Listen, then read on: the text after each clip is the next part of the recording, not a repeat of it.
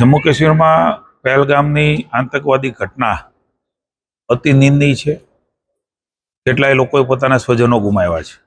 આપણે સૌના સ્વજનો છે. માનની વડાપ્રધાન નરેન્દ્રભાઈ મોદી, માનની ગૃહમંત્રી અમિતભાઈ શાહ, માનની મુખ્યમંત્રી ભૂપેન્દ્રભાઈ પટેલ અને સમગ્ર ભારતીય જનતા પાર્ટી આ પરિવારજનોને આ દુઃખની ઘડીમાં એમની સાથે સમગ્ર ભારત ઊભું છે, ગુજરાત ઊભું છે, અમારું ભાવનગર હોય કે રાજ્ય હોય, એ તમામ લોકો એમની સાથે ઊભા છે ને આ ઘટનાની હું નિંદા કરું છું.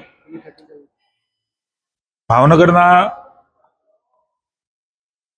બે લોકો, બાપ દીકરો, આ બંનેના મૃત્યુ થયા છે. હું સતત ગઈકાલ રાતથી એમના સંપર્કમાં છું. માનનીય મુખ્યમંત્રી ભૂપેન્દ્રભાઈ પટેલ સાથે, રાહત કમિશનર સાથે, એવિએશનના સેક્રેટરી સાથે, સરકાર સાથે હું સતત સંપર્કમાં છું. માનનીય મુખ્યમંત્રી શ્રી પણ કેન્દ્રની સાથે સંપર્કમાં રહીને એમણે સંવેદનાથી સંપર્કમાં રહીને એમના મૃતદેહ એમના પરિવારજનોને ઝડપથી મળે એમના માટેની વ્યવસ્થાઓ કરી છે.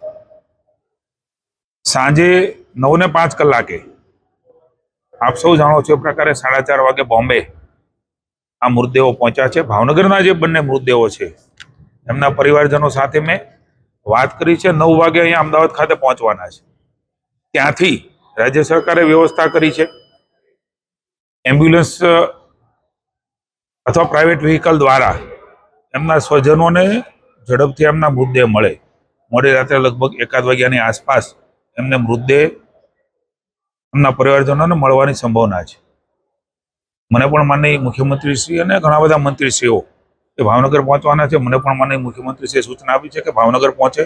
માનનીય મુખ્યમંત્રી શ્રી ભૂપેન્દ્રભાઈ ખુદ એ ભાવનગર આ પરિવારજનોના દુઃખમાં સહભાગીદાર થવા માટે આવતીકાલે અંતિમ સંસ્કાર સવારે થવાનો છે. સ્વજનો સાથે મારે વાત થયા મુજબ મોડી રાત્રે અંતિમ સંસ્કાર ન થતો હોય વહેલી સવારે એટલે કે 8 વાગે અંતિમ સંસ્કાર એમના કરવાના છે.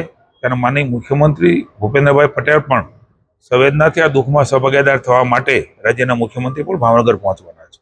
અમે પણ ભાવનગર જઈ રહ્યા છીએ. માં motor driving, safe and sure driving.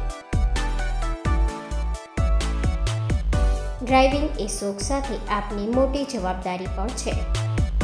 અમારા ઇન્સ્ટ્રક્ટર દ્વારા સચોટ અને સરળ માર્ગદર્શન.